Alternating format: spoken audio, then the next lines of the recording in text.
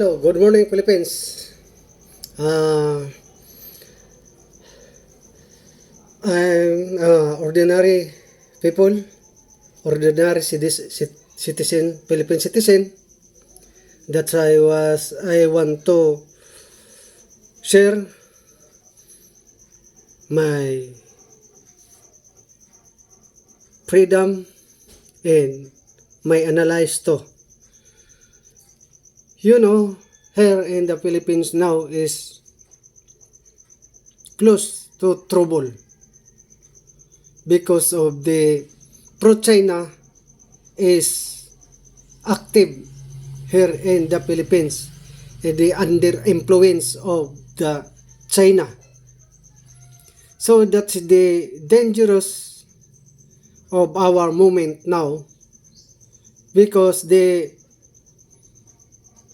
Philippines is almost war because the China support to the Filipino for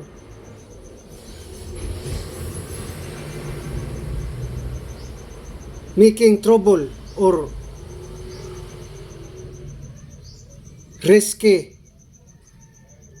life of government or risky government in the Philippines. Government must out of control of their people, government.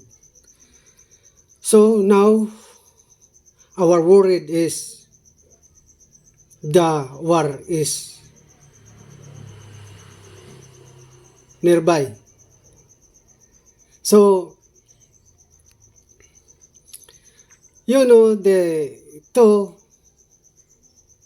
high rank leader here in the Philippines, ex-president and vice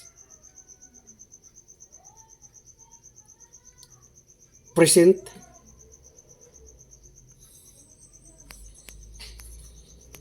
So they are under China influence. So they want to take down of our government to change of the government.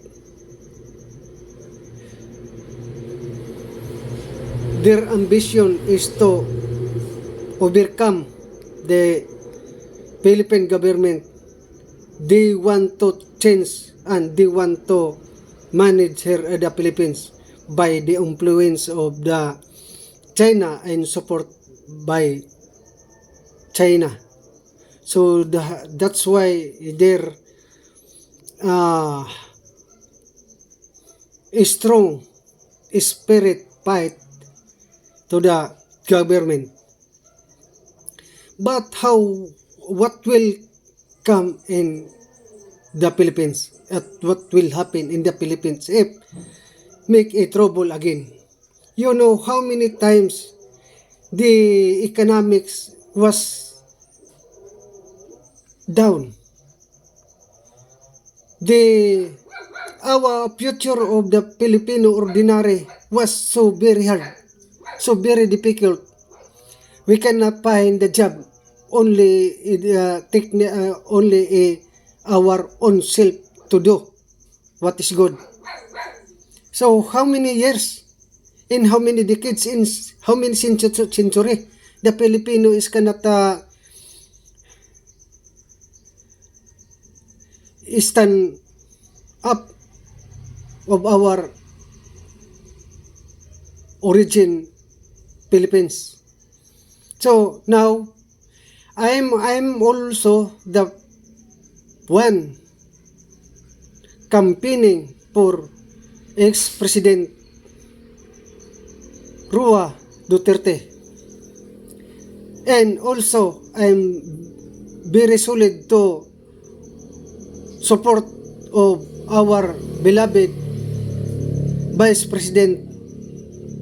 Nobody else is Sara Duterte, daughter of the previous president. So now, the people is voting of them is getting of landslide voters for Filipino people because their propagandas is comfortable to the compatible for the Filipino. But now, they realize the Filipino people, their ambitious is favor to China. Their soul, their personalities is under influence of China. What will happen in the Philippines? Again, you know how many times they have a people power, have a trouble, have a coup d'etat, have a rebellion, have a NPA, have a Muslim fight to the government. What will happen in the Philippines? Not you, not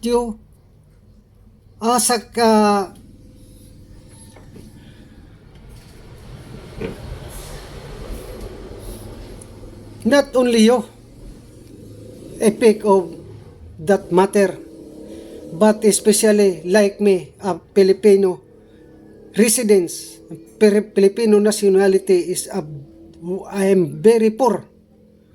Nobody give a food for our children, our family. We do our best to, of course, to comfort of our family, but of yours thinking for your self ambition, self interest, so that our beloved Vice President and ex-president, that support of the Filipino people is how many withdrawals from your side. So don't let bring the Filipino to crumbles on the street and our life is going down and the government going down. What will happen next? Here in the Philippines only, the country is have a lot of troubles that they bring the Philippine the countries down, economics down. If we heard to the other country, no trouble, no news of bad, no, is the peaceful country. Is they are so improve their life, there's a rich of their capacity of their government. Okay, thank you guys for this my freedom. I don't want to make enemy others. I want to stand the good position of Filipino people and always face both of us. Thank you. I'm very sorry for I express my feelings.